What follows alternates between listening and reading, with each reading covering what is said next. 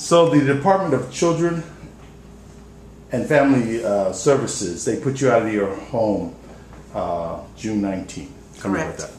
Well, my husband had attempted 5 times in family court to do what he was able June 19th to do through Department of Children and Family Services, which was levy egregious charges against me with no proof, no evidence, and unfortunately the biasness of the emergency response social worker, Elise Campbell, without investigation, she felt it her duty at the time to get a temporary restraining order, and June 19th it was put in place under temporary orders. So what were the allegations? The allegations were such that it doesn't even describe in the restraining order that there's been any harm with respect to what I've done to the children, and that's what's most confusing. And some people have said, well, this is Department of Children and Family Services, not Husbands and Wives and Family Services, and certainly I would agree with where there's a discrepancy there, because although through the marital breakdown that can cause a lot of trauma for children, it's certainly at a normal and natural level. And what my husband's allegations towards me were that I had had a psychotic break as a result of the crisis of the marital breakdown. All right, well, how does that relate to the kids? Well, they were saying that I was incompetent and unfit psychologically.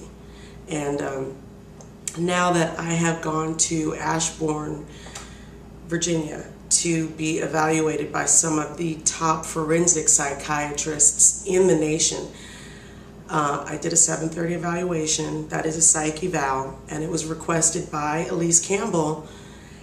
The psych eval, for all intents and purposes, came out the way I knew it would come out, which was, I am of competent and fit mind, and that everything I'm experiencing is of a normal range as far as dealing with a marital breakdown. So now the county is actually trying to suppress that evidence before trial and before these orders are adjudicated, which would send us into another process of this whole nightmare. All right, so if you were sick, why would this make you homeless? I mean, without no funds, and explain it to me. Well, it's interesting because, the department has stood behind the fact that they are with the intent of what is best for the children. So I do stand firm on the fact that my children not going into foster care during this horrible period was probably the best situation.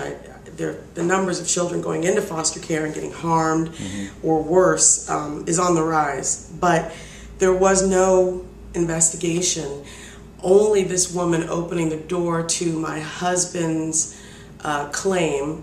And so therefore what they failed to recognize is we are going through a very tumultuous divorce where my husband has taken over all bank accounts.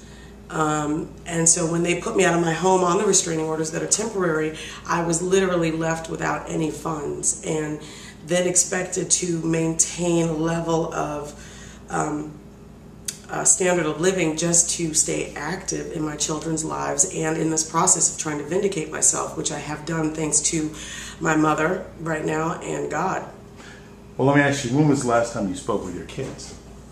I see them only 2 hours a week, 1 hour on Wednesday, 1 hour on Friday, at the Department of Children and Family Services in Pasadena with a monitor who happens to be a really wonderful social worker, and she transports the kids. And even that in and of itself, what I've learned subsequently is, reserved usually for people who have been found guilty of harming their children in very egregious ways, which has still yet to be presented to me as, Well, what are the charges they're saying?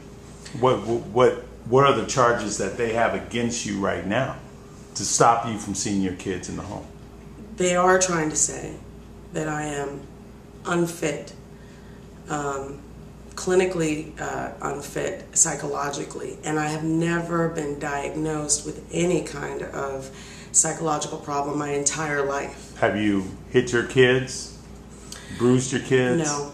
Have you left them alone, abandoned your kids? No, not at all. As a matter of fact, I have never been outside of my children's lives. They're 4 and 6 for more than 2 days, their entire life. And even then we talked by the phone. And DCFS was 4 weeks in arrears of visits, which are only 2 hours a week, which I thought was abominable. 4 weeks in arrears before they even started investigating with an interview with the children. And so, no, I'm innocent, and now I just want the evidence to be presented, because it's not just my plight. I understand through this process, this is really where they make up the rules as they go along, and it happens to a lot of, unfortunately, black and brown families. So they basically, your husband has gotten you kicked out the house. Correct. By using the system. Correct. He's taken your money. Correct. By using the system. Correct. He has got them to believe that you are a detriment to your kids. Correct. Okay. Are you? Absolutely not. And the evidence shows that. And I've been told, actually, by the public defender's office that handles the majority of the cases, because it is very expensive and very hard to get lawyers that will come into child dependency court because the laws are different. I've been told it's not about the truth, it's about evidence, and I feel I have enough evidence in place that is more than a preponderance of the proof that will just justify what I'm saying. Okay. I love my kids and they love me, and this has unfortunately been used as a tool by my husband to put himself in a place better in our divorce proceedings, especially being that he is not a citizen of this country, and they have put me out of my house, our home that I'm joint title to, which goes against the 14th Amendment, Title 42, without due process. And well, let me ask you, who made most of the funds in your home? we actually, I would say that we both contributed, although this is a state that is a no fault state.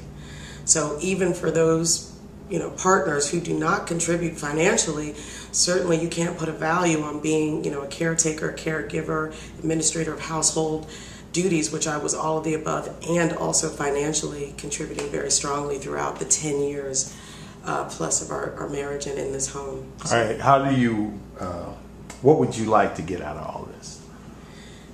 First, I would like to get my children back. I would like to get back in my home, and I would like my name to be cleared, and for the Department of Children and Family Services to admit that without an investigation and now without looking at the evidence, if they do adjudicate these orders, they are going against what is fact, which is I am of fit mind, I am a good mother, and that my husband has manipulated this situation and all those involved to put himself in a better place than where he was before he called Department of Children and Family Services in this process of us dissolving our marriage. All right. Well, thank you very much. Thank you.